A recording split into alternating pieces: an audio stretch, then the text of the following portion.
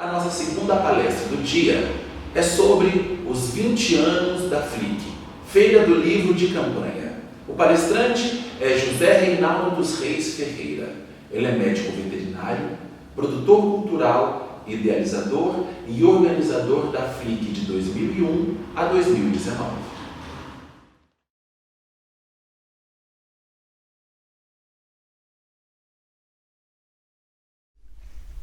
Eu sou José Reinaldo dos Reis Ferreira, sou médico veterinário, produtor cultural e também idealizador e organizador da FLIC, Feira do Livro aqui de Campanha, desde 2001 até o ano passado, 2019.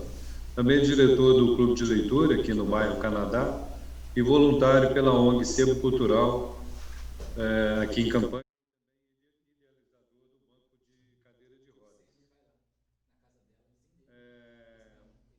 No nosso bate-papo hoje nós vamos falar sobre abordar a Feira do Livro, contar um pouco da sua história, a realidade e perspectivas também. Ela é mantida, ela está associada à Associação Sebo Cultural, É uma entidade integrante da sociedade civil, participação voluntária em âmbito não governamental, ou seja, é uma ONG criada em 17 de fevereiro de 2001. É também reconhecida pela lei de utilidade pública municipal em 2008 e também lei de utilidade pública estadual em 2010. A ONG Sebo Cultural, ela tem 3 grandes projetos, Um deles é o Clube de Leitura, instalado no bairro Canadá, que é um prédio cedido pela prefeitura, e onde lá nós temos uns 2.000 livros, com um estagiário voluntário também, que atende crianças e adolescentes com reforço escolar.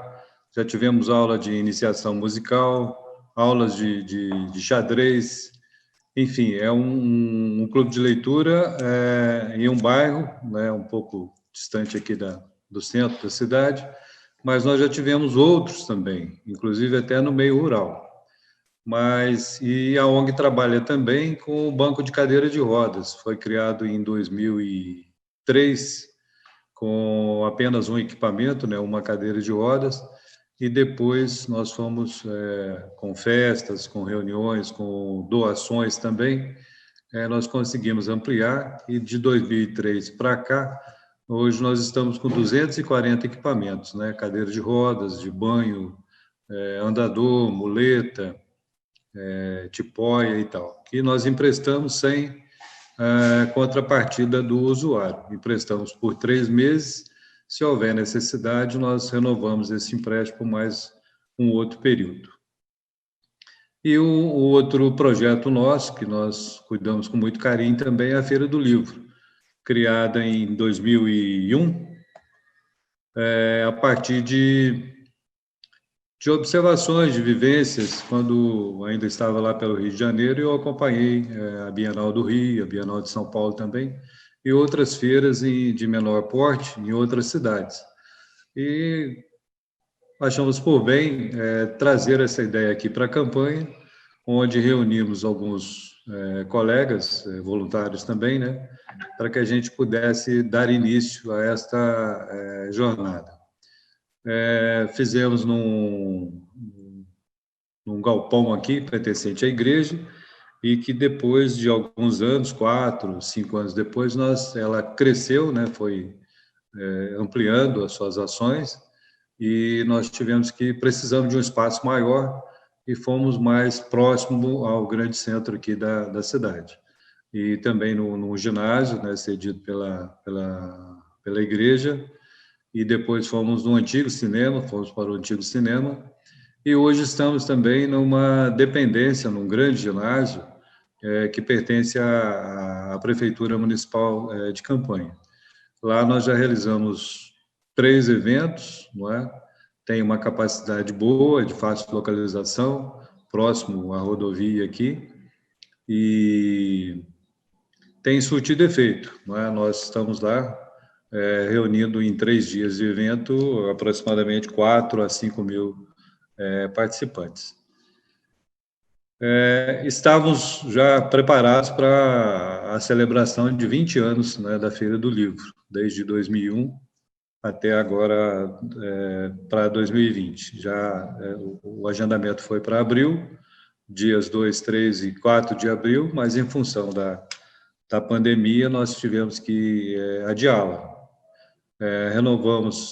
Agendamos para agosto agora, mas pelo o andamento das discussões e o posicionamento da equipe técnica e tal, e aqui no município também, não só no município, né, em todo o país, nós vamos ter que protelar isso e tentar um novo adiamento, né? Ou seja, vamos ter que aguardar mais um pouco, né, para que talvez possa ser realizada ainda esse ano.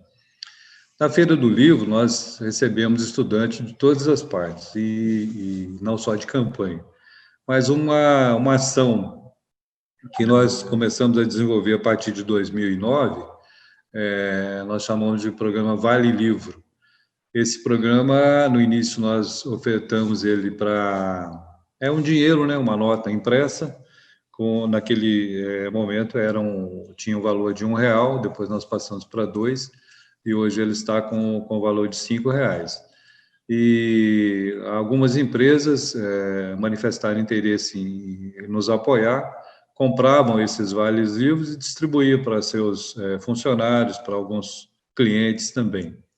Mas o apoio maior vem da Prefeitura, da Secretaria de Educação, que destina algum recurso, como o edital de fomento, né, que nós participamos já há alguns anos, e esses vales, campanha tem aproximadamente 3.500 alunos na rede municipal de ensino, não só do município, do estado e também das escolas particulares, e esses vales são distribuídos nas escolas. A partir do momento que o aluno recebe esse valinho, esse dinheirinho, ele pode se dirigir à Feira do Livro para que faça a sua escolha, né, da publicação. E um exemplo, se o vale tem o valor de R$ 2 ou 5, vamos avaliar nessa faixa de 5, ele escolhe o livro e, se o valor dele for R$ 5, está resolvido. Se o livro custar 10 ou mais, ele vai ter que desembolsar essa diferença, vai ter que pagar essa diferença para o expositor. De alguma forma, isso nos ajudou bastante na movimentação com os estudantes e também uma perspectiva sobre o aspecto econômico, né? Porque, de antemão, os expositores já sabem, têm uma noção, uma ideia de qual que vai ser o montante de recurso circulante por conta somente do Vale Livro, né? Claro que eles vão ter a possibilidade de vender também livros avulsos para outro público também, público adulto e tal. Mas tem funcionado, né? Nós estamos até para 2020, nós preparamos aqui uma arte e um projeto para encaminhar a Caixa Econômica, só que em função da pandemia aí, a coisa está meio parada, mas nós temos ainda a perspectiva de que, se não acontecer esse ano, para a próxima edição da FLIC, a gente possa ter um suporte maior em termos quantitativos dos vales livres, não é? Em 2018, nós criamos também a poupança cultural, a partir com o pensamento seguinte: no final do ano, as crianças recebem apoio de pais, tios, avós, tal. Sempre vem um dinheirinho para guardar no cofrinho, para comprar alguma coisa e tal. Então, nós pensamos nessa possibilidade de estimular uma poupança, né, poupança cultural. Ou seja, um exemplo, se a partir de dezembro ele consegue guardar um dinheirinho de 15 a 20 reais, põe na poupança, ou então nós fizemos um vale já e distribuímos alguns pontos aqui da nossa cidade. Então, as pessoas se dirigiam até esses pontos e trocavam esses vales. Ou seja, quando a feira que acontecia em abril, ele já tinha aí algum trocado e meia dúzia de vale livros já para ampliar um pouco o seu acervo, não é? Isso foi em 2018 e a nossa intenção é que a gente dê continuidade a esse projeto, porque é mais uma forma de sensibilizar os participantes e também ampliar o acervo, né, de livros de cada estudante. O nosso foco, a nossa preocupação, o nosso carinho especial é com as crianças. Nós temos preparado ações, atividades culturais muito focada na presença do público infantil e adolescentes também.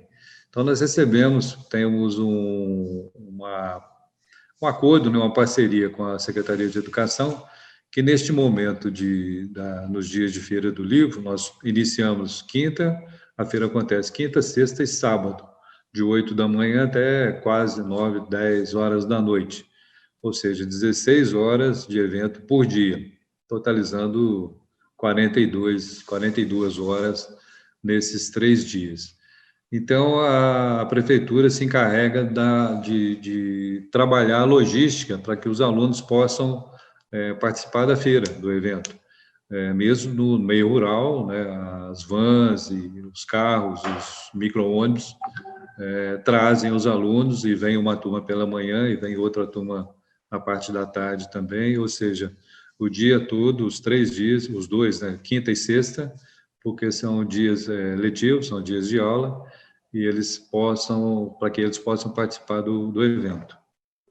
Tem sido bem bacana, a gente tem trabalhado muito essa questão. Recebemos durante o evento também, entre outras atividades, diversos autores, não só de campanha, como também das cidades vizinhas e de outros estados também. Já recebemos aqui do Paraná, do Rio de Janeiro, de São Paulo e das capitais, de Vitória também, do Espírito Santo.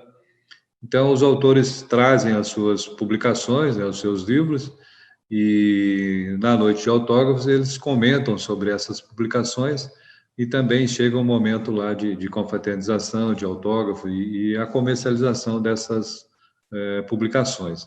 Desde o início, nós já temos 67 autores que estiveram aqui conosco, presente a este evento, autografando suas publicações. Na programação das atividades culturais, nós procuramos também criar situações, cursos, oficinas, palestra e tal, de forma que a gente possa atender também alunos de outras cidades, né, que vêm participar do evento, vêm de van, vêm de ônibus, e ajustamos também alguns horários, visitas guiadas ao museu regional, ao museu Casa Vital Brasil também, para que os alunos possam, além da participação na Feira do Livro, tenha essa oportunidade de conhecer um pouco mais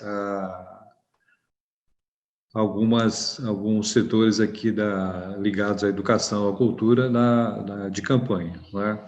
Isso tem sido bastante difundido, né? As pessoas, as escolas que a gente tem contato aqui na região, procuram saber informações, como é que está a programação e como é que se dá essa participação. São inscrições online, a gente faz uma estimativa do número de público, né, para que a gente tenha, facilitar um pouco esse acesso, para que a coisa saia tudo a contento.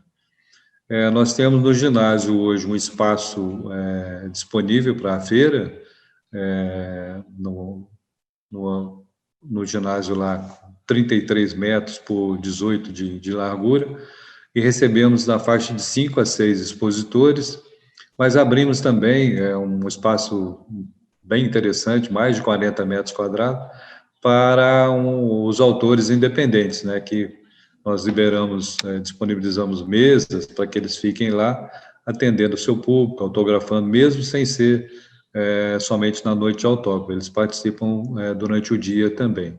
O artesanato campanhense também participa e outras empresas ligadas também às atividades aqui culturais de campanha participam conosco.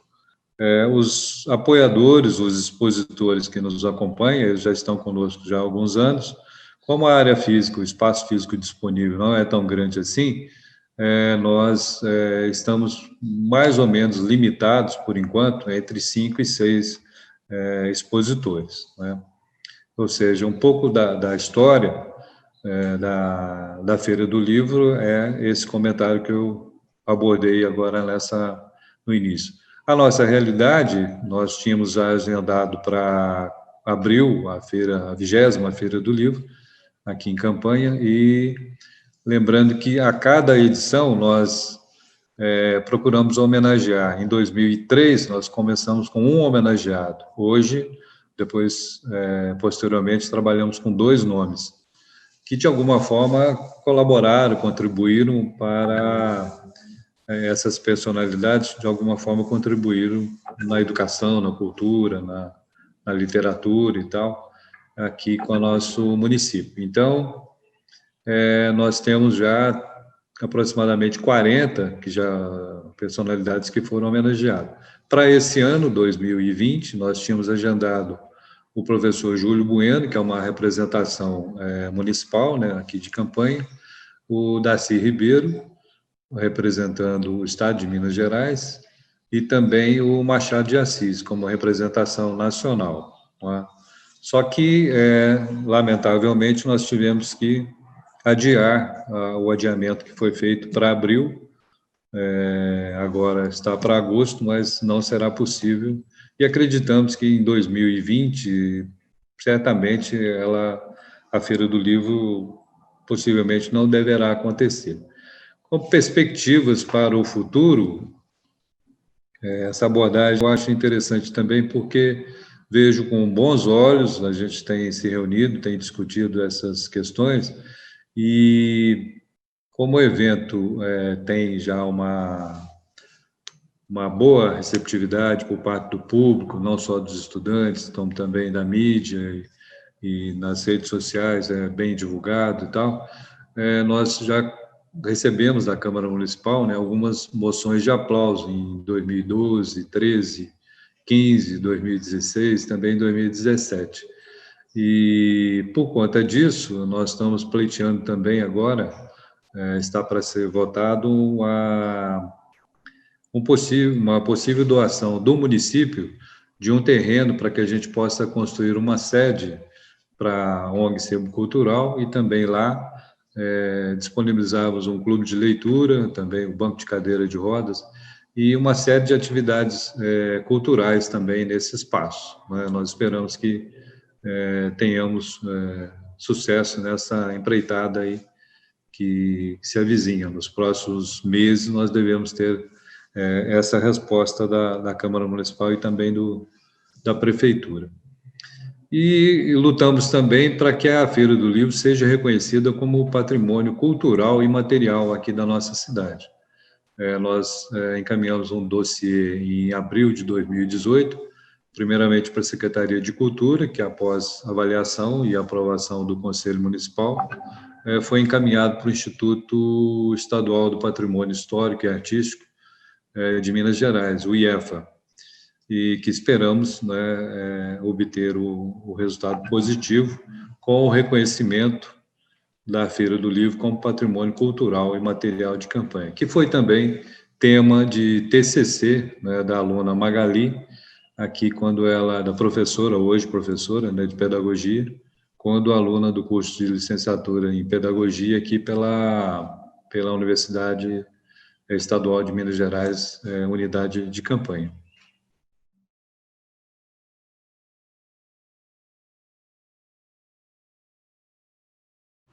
A nossa próxima palestra é sobre a importância histórica da preservação do patrimônio dos sertões do Jacuí. A palestrante é Renata Aparecida Silva Baquião. Ela é professora de História, historiadora e especialista em História, Cultura e Sociedade. Olá, meu nome é Renata, eu sou historiadora e pesquisadora, tá? E vou falar um pouquinho aqui para vocês sobre a importância histórica, tá, da preservação do patrimônio de uma região que no século XVIII ficou conhecida como Sertões do Jacuí. Tá? É uma região hoje que abrange grande parte do sul e sudoeste de Minas Gerais, a gente pode falar que 30 cidades da nossa atualidade hoje pertenceram aos sertões do Jacuí no século XVIII, tá?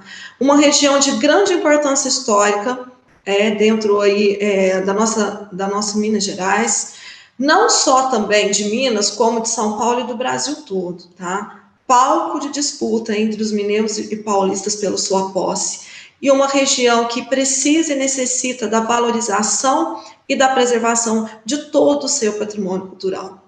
Então, eu vou contar aqui um pouquinho sobre a minha experiência no trabalho, tá? Ao longo de vários anos da preservação dessa região histórica, definir um pouquinho e situar essa região, e também falar sobre a questão do meu trabalho com o ICMS do patrimônio cultural, tá? Como forma também de valorização. Então, vamos lá. No ano de 2005, tá? Alguns historiadores desta região, tanto mineiros como paulistas, né, resolvemos fundar uma associação, que recebeu o nome de Associação dos Historiadores e Pesquisadores dos Sertões do Jacuí, com o intuito, tá, da valorização e do resgate da história regional.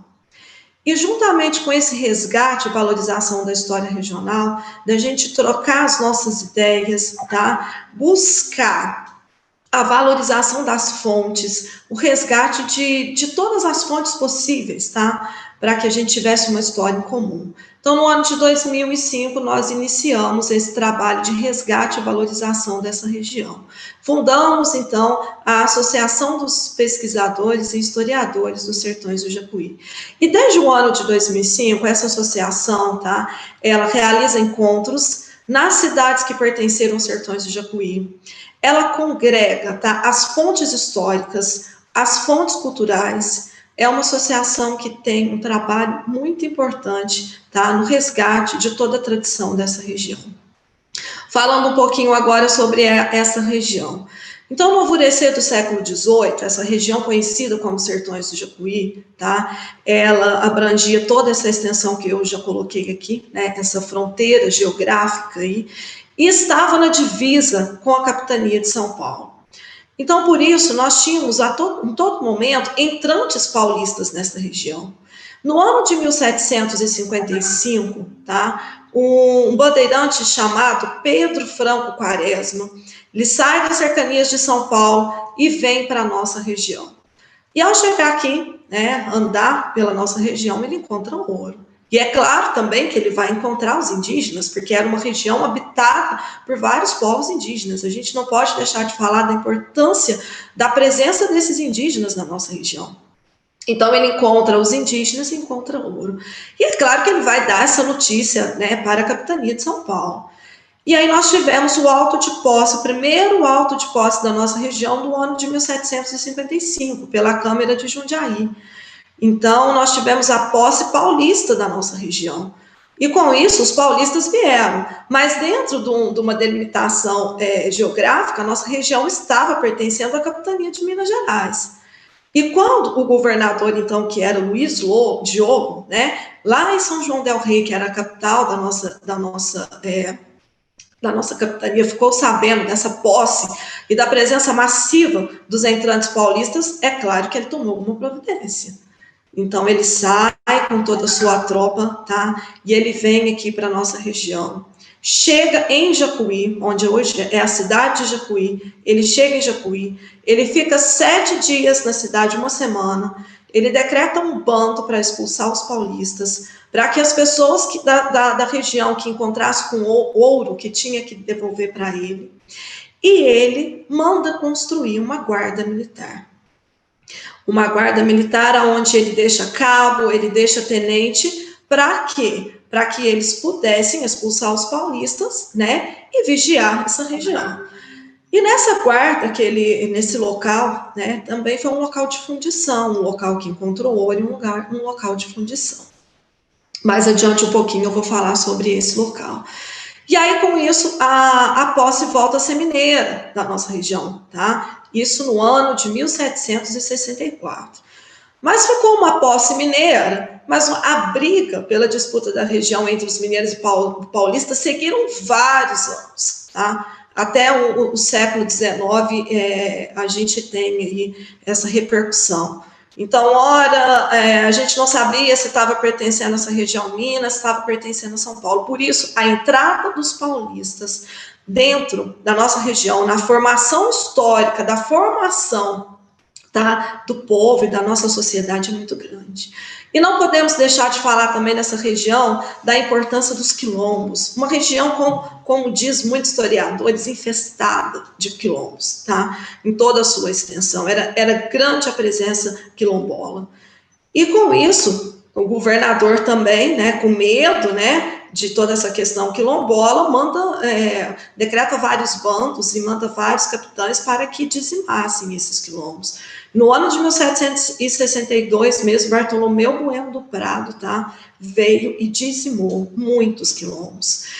E aí, com isso, a região foi se posicionando historicamente, né, com a presença aí dos paulistas, presença dos mineiros, dos indígenas, dos europeus, né, e aí a nossa formação cultural foi se formando. Um pouquinho dessa história que eu estou contando para vocês é para vocês entenderem a importância que nós temos que manifestar e trabalhar em prol da defesa do nosso patrimônio cultural, tá? Em prol da defesa da preservação de nossas fontes e das nossas tradições. Isso é muito importante, por isso que eu contei toda essa historiazinha para que vocês fiquem sabendo. Então, no ano de 2005, alguns historiadores dessa região se organizaram para fundar essa associação. E desde então a gente vem trabalhando em prol, tá, de levantamento das fontes históricas, selecionar essas fontes, organizar essas fontes para que essas fontes possam estar bem preservadas e para acesso, né, para as outras pessoas. E a gente discute, né, vários pontos dentro desta região. Então, a importância da preservação é muito grande, tá? Preservação histórica, a preservação das manifestações culturais é muito grande. E, então, é um trabalho árduo, mas é um trabalho muito gratificante, tá? Olha quanta documentação nós já conseguimos levantar, documentação do século XVIII, tá? Nos arquivos paroquiais, em outros arquivos do Brasil, até mesmo de Portugal. E nós conseguimos alguns dados que realmente comprovassem toda a história, né, que a gente tem. Olha, voltando a falar sobre a questão da quarta, que foi que o governador Luiz Diogo mandou que se construísse, né, em Jacuí, no ano de 2003, descobriu-se um local com vários muros e construções de pedra, tá? E aí, diante de trabalho do professor Antônio Grilo, tá, da Faculdade de Passos e de outras instituições, foram vários anos de pesquisa para se descobrir o que realmente foi esse local, e um local muito bem preservado. E tanto a comunidade, vários órgãos, tá, principalmente a SAGE, Sociedade Amigos de Jacuí, que é o município, tá, nesses anos todos veio lutando para a preservação desse bem e lutando também aí junto aos órgãos competentes que a gente tem no Brasil de defesa do patrimônio cultural para poder, olha, vamos realmente descobrir o que foi. Então, através de várias pesquisas documentais, tá, várias pesquisas históricas, chegamos à conclusão de que foi um local de guarda onde o Luiz Diogo veio, onde ele ficou, decretou o bando. Foram encontrados muitos materiais arqueológicos e no ano de 2007, depois de muitos anos de luta, nós conseguimos, junto ao IFAM, o reconhecimento do sítio arqueológico. Então, nós temos um bem do século XVIII muito bem preservado dentro dessa região dos sertões do Jacuí, tá? E a luta não para por aí, a luta continua, né? Porque nós conseguimos o reconhecimento como sítio arqueológico, mas agora a gente está lutando para que a gente consiga as pesquisas, né, arqueológicas para poder realmente preservar de fato o bem. Dentro dessa delimitação que eu estou falando para vocês, nós temos muitos bens que precisam ser preservados, tá? Agora, quando se trata de um bem do século XVIII, nem se fala o quanto é importante, né? Você tem vestígios ali do século XVIII. No ano de 2017 também, tá?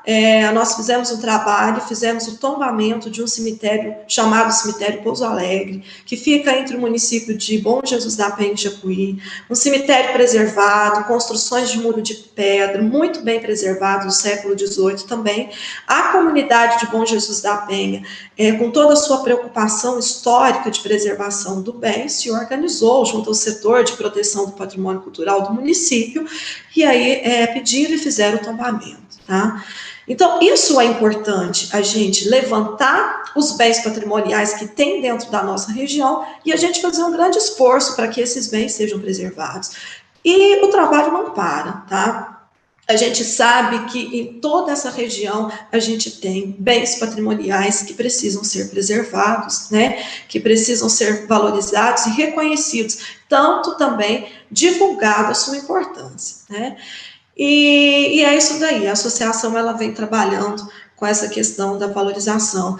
E a gente tem vários membros dentro dessa associação, né? Eu moro em Jacuí, então a gente trabalha por aqui, a gente tem vários pesquisadores próximo ali a Ibiraci, que trabalham com a preservação da história, né, da importância principalmente da usina de Peixoto, da sua instalação, né, e de toda a sua, depois da sua instalação, de como que ficou, como que era antes, né. Nós temos também ali pelo lado de Campestre, pelo lado de Cabo Verde, pesquisadores que se preocupam, tá? Nós temos mais próximo na divisa com Alfenas também. Então, a nossa região, ela é composta por vários pesquisadores. E essa associação, ela foi criada com esse intuito, de unir esses pesquisadores em prol de um objetivo comum, tá? Agora eu vou falar um pouquinho para vocês sobre a minha experiência com a questão do patrimônio cultural, né? A gente sabe que o patrimônio cultural hoje é um bem que você consegue reverter para o município, né, a questão do ICMS do patrimônio cultural, para que o município tenha aí algum recurso para trabalhar em prol dessa preservação. Então, junto com a associação, a partir do ano de 2013, surgiu, né, meu interesse de auxiliar alguns municípios nesse trabalho, né, na questão da formação aí dos quadros do ICMS do patrimônio cultural. E desde 2013, então, eu tenho auxiliado, eu tenho assessorado alguns municípios dentro dessa região dos Sertões do Jacuí, né, na elaboração e organização aí dos quadros do ICMS do patrimônio cultural. E o mais importante de tudo isso é que a gente tem feito um trabalho muito importante, porque nós temos, né, os bens materiais e imateriais que precisam ser valorizados, e é trabalhando junto nessa região, junto com outros colegas pesquisadores, que a gente vai descobrindo dia a dia outros bens que precisam e necessitam dessa valorização, né, dessa preservação. Olha, a região de Carmo do Rio Claro, né, recentemente, um estudo meu específico sobre a questão indígena dos sertões do Jacuí, porque a gente tem muita documentação que fala sobre a entrada dos bandeirantes, a gente tem muita documentação que fala sobre essa briga pela disputa das capitanias de Minas e São Paulo pela região, né, sobre a formação, o alvorecer de todas as cidades que pertenceram aos sertões do Jacuí, mas a gente tem pouco documento que fala sobre a questão da importância indígena, né. Então, fazendo um trabalho aí de especialização, eu me deparei com a importância histórica, tá, e valorização da cidade de Carmo do Rio Claro, de um museu conhecido como Museu do Índio, que abriga mais de 3.000 peças indígenas encontradas ali na região, a região que está dentro da nossa, né, de estudo, que é os Sertões do Jacuí. E como que você, através de artefatos, você consegue montar a história do passado de um povo, né? Então, olha, é uma região muito rica historicamente, né? Tanto na questão indígena, quanto na questão da presença dos negros, dos quilombos, né? Na formação histórica de cada comunidade. Então, por isso, a importância da valorização do patrimônio e da cultura desta região, né? Precisa ser valorizado. As comunidades, né, dessa região, elas estão, assim, a gente tem algumas comunidades, algumas cidades com setor de proteção do patrimônio cultural formado, né, que tem um conselho atuante, mas a gente precisa ainda mais, né, precisa levar para essas comunidades, e que não fique só dentro do setor, né? O importante é a divulgação em geral, para que toda a comunidade saiba da sua história, da importância da preservação desses bens, né? Em uma pequena homenagem aqui ao nosso mestre, professor Grilo, né, que foi o grande idealizador dessa associação e que lutou tanto em prol da pesquisa, da preservação desses bens, né? O professor Grilo sempre falou com a gente: olha, vocês precisam ir nos arquivos, vocês precisam descobrir as fontes e vocês precisam lutar pela preservação dessas fontes, para que essas fontes não desapareçam, né? Ó, aqui em Jacuí, que eu resido aqui em Jacuí, moro, nós temos umas fontes históricas preservadas importantíssimas, não só para o nosso município, mas para a nossa região inteira, tá? Nós temos aqui no arquivo paroquial da paróquia de Jacuí documentos do século XVIII. A paróquia foi fundada no ano de 1762. Então, a paróquia de Jacuí, tá? Olha, ela abrangia.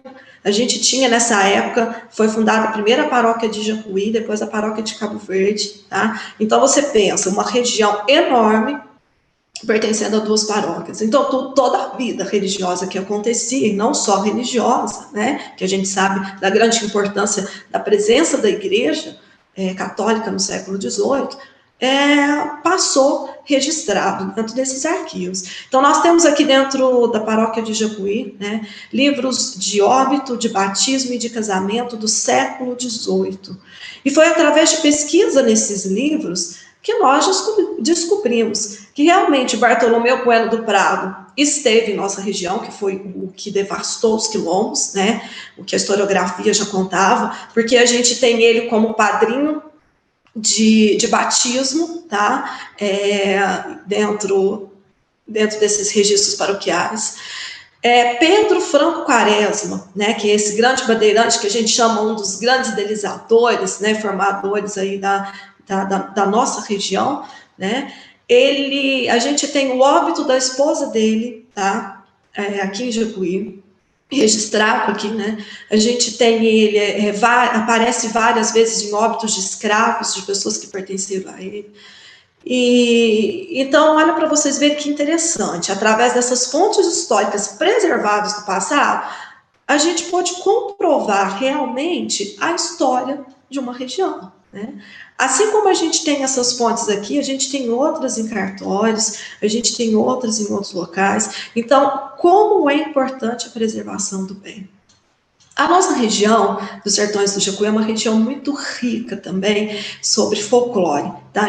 Vamos falar sobre a festividade, os bens imateriais. Nós temos a Congada, que é uma manifestação cultural presente em muitas cidades. Nós temos a Folia de Reis, tá? Presente também em muitas cidades. E são manifestações culturais que ainda acontecem, tá? Na nossa atualidade, que carrega as raízes do passado, que carrega as tradições do passado. Então, essas manifestações culturais, elas precisam ser preservadas e divulgadas. Então, nisso vem o trabalho, tá, do historiador, do pesquisador, nisso vem o trabalho de auxiliar essas nossas comunidades na questão da preservação desses bens. A gente tem várias formas de preservar, né? A gente tem o tombamento para o bem material, a gente tem o inventário para o bem material e imaterial, e a gente tem o registro, né, como forma de preservação dos bens materiais. Então, as comunidades, né, as localidades dessa região dos Sertões do Jacuí, elas têm feito um bom trabalho, principalmente de preservação dessa nossa tradição imaterial, mas ainda precisa mais, né? É preciso que as nossas crianças, tá? Eu falo que a preservação do bem, ela não tem que ficar só dentro dos quadros, ela não tem que ficar só no dossiê de tombamento, dentro da ficha de inventário, ela tem que ser divulgada. Por isso a importância da divulgação. Por isso a importância do trabalho também de educação patrimonial, de estar desenvolvendo um trabalho de educação patrimonial bem interessante dentro das cidades, né? De você incluir a escola, os alunos, a comunidade, os pesquisadores, tá? Tudo dentro de um projeto. Os alunos precisam, desde pequenininho, saber da história da sua cidade, saber da história do seu povo, né? Os alunos precisam saber da importância histórica dessa nossa região. ele precisa saber que ele carrega características dessa nossa miscigenação, e que nós tivemos muito forte a presença do indígena, a presença do negro, tá? A presença do europeu, a presença do paulista. As crianças precisam saber, as crianças precisam carregar, tá? E saber valorizar o bem patrimonial. Eles precisam saber disso. Então, é um trabalho de formiguinha, que precisa começar dentro das escolas. Porque se as nossas crianças não tiver esse reconhecimento, essa formação, né, vamos dizer, de uma formação histórica e cultural, tá? É uma criança que vai crescer sem saber o seu passado. E a gente sabe que se a gente não entende o passado, a gente não entende, não preserva o nosso futuro. Por isso é importante. Então, essa associação dos historiadores, pesquisadores dos Sertões do Jacuí, é aí que ela tem o seu principal objetivo e a sua importância, tá? Na divulgação dos bens, na valorização do patrimônio. Quantos trabalhos, tá, já foram publicados de pessoas que pesquisam a nossa região. Nós temos trabalhos diversos, tá? A gente tem livros, a gente tem artigos, a gente tem muitos trabalhos.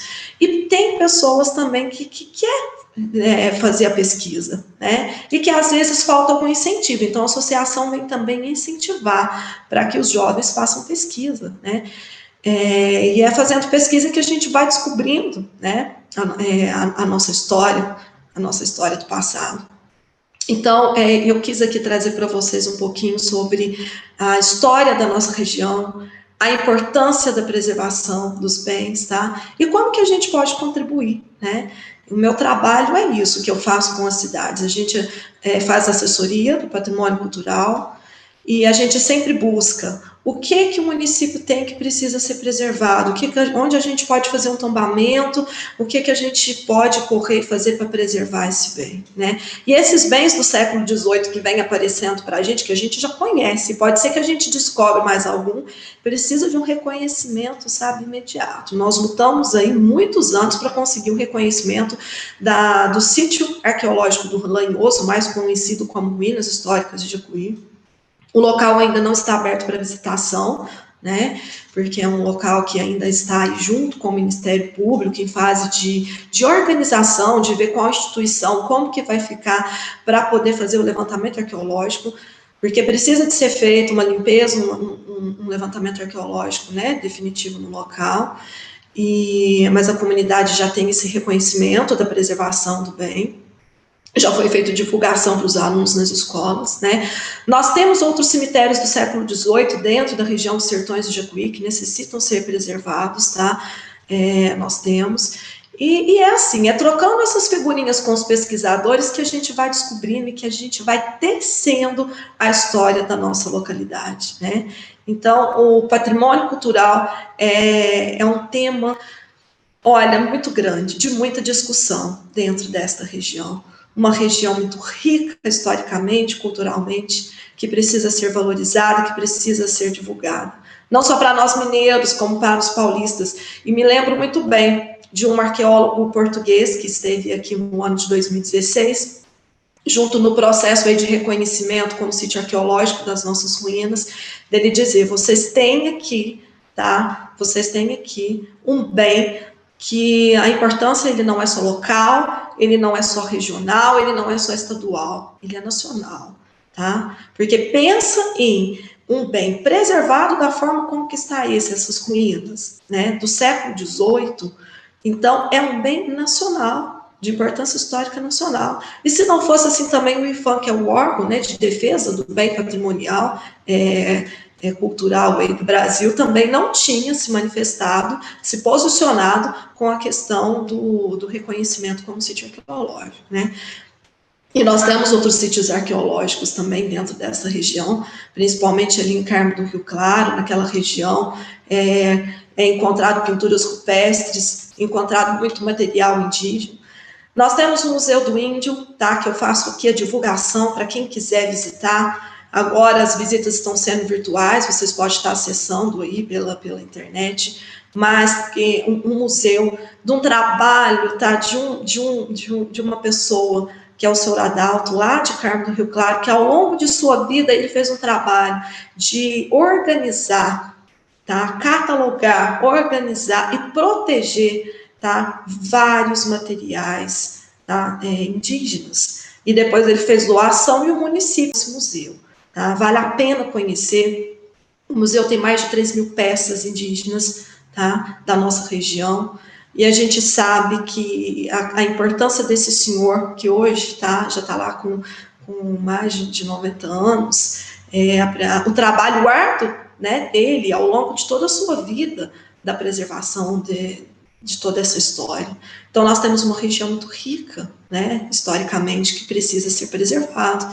E os municípios, através do patrimônio cultural, do ICMS do patrimônio cultural, pode muito bem estar investindo esse dinheiro, né, na preservação desses bens, desde que ele seja tombado, enviado, né, ou registrado. Por isso a importância do trabalho de assessoria do patrimônio cultural, a importância da composição desses quadros do patrimônio cultural, para que o dinheiro realmente seja revertido nesses bens, tá? Então, eu deixei aqui um pouquinho da nossa história regional, da importância, do que nós temos de importância, do que nós ainda podemos, né, ter de preservação, porque eu acredito que a gente ainda vai descobrir muita fonte. A fonte documental precisa ser preservada, as fontes documentais dos nossos cartórios, tá, das nossas paróquias, precisam ser preservadas. E é assim que a gente vai fazendo, né? A gente vai trabalhando em conjunto e é assim que a gente vai construindo a história, tá, da nossa sociedade, da nossa localidade, dos Sertões do Jacuí. Um grande abraço para todos vocês.